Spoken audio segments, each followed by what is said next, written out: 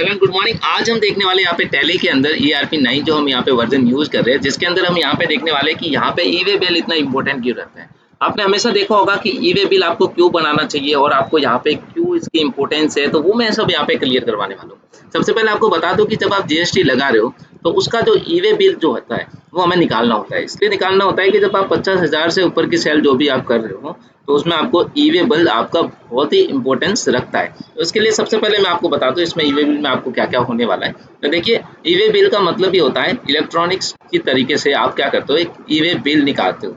यानी कि electronics way bill एक ऐसा डॉक्यूमेंट होता है जिसमें जनरेट किया जाता है। किस लिए? क्योंकि जब रजिस्टर्ड डीलर होता है जो जीएसटी पे करता है, उसके द्वारा जब 50,000 से क्या हो जाती है, ज्यादा की गुड्स एक जगह से दूसरी जगह भेजी जाती है। तो इसके लिए हमें किसकी जरूरत होती है? ई वे बिल की जरूरत होती है।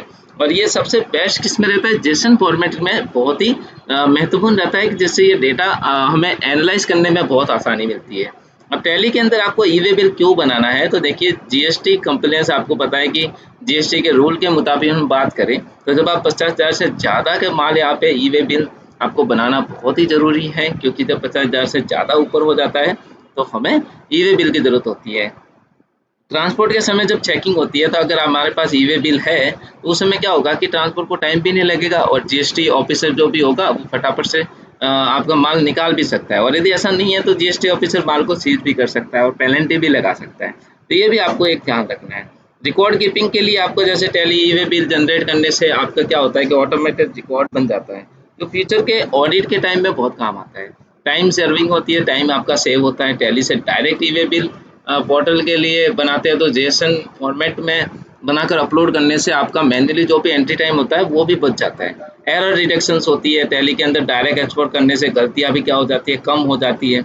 और काफ़ी सारे ई वे बिल के प्रोसेस होते हैं जो मैं आपको यहाँ पे बताने वाला हूँ। देखिए, पार्टी के आपके पास एसएसएन कोड भी यहाँ पे एंटर होने चाहिए। जीएसटी की रेट क्या लगी है, जीएसटी इनेबल कैसे करते हैं, वो टोटल वीडियो में कवर करवा रखा है। हम चलते हैं टैली के अंदर और यहाँ पे ई वे बिल कैसे निकालते हैं वो दिखाने वाला हूँ। सबसे पहले आपको यहाँ पे देखना है, आपको इंश्योर करना है कि आप जब ऐप 11 दबाते हो तो आपको यहाँ पे स्टेटरी और टैक्सेशन में जाना है।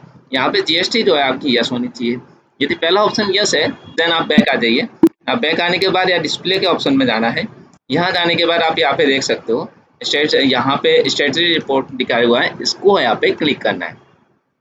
अब स्टेटरी रिपोर्ट के अंदर आपको जीएसटी पे क्लिक करना है और जीएसटी पे क्लिक करने के बाद यहाँ देख सकते हो ई वे बिल दिया हुआ है, इसको दबाना है।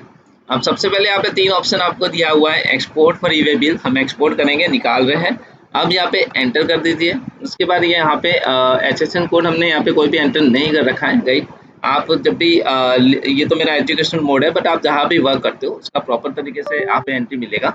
ऑल्ट के साथ जैसे ही आप यहाँ पे टी दबाते हो देन आपका यहाँ पे जो भी आपका ई वे बिल बना है वो जनरेट एक्सपोर्ट हो जाएगा। एंड देन यहाँ से एंटर करना है। एंटर करते ही आपका बिल जो है कहाँ सेव करना है उसका ऑप्शन आएगा।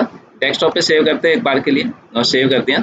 आइए मैं आपको दिखा भी देता हूँ किस तरीके से दिखने वाला है इसका फ्रीडम। तो हम जैसे ही यहाँ पे डेस्कटॉप पे जाएंगे तो आप यहाँ पे देख सकते हो हमारे पास यहाँ पे 11 नंबर का पीडीएफ यहाँ पे मिलेगा आपको, और इस तरीके से आपको इसका आउटपुट रहेगा। हमारी कंपनी की पूरी इन्फॉर्मेशन यहाँ रहती है ई वे बिल के अंदर और टोटल चीज़ें आपको दिखती है। तो उम्मीद है आपको समझ में आया कि ई वे बिल क्यों इम्पोर्टेंट है और क्यों हमें निकालना चाहिए। Thank you so much.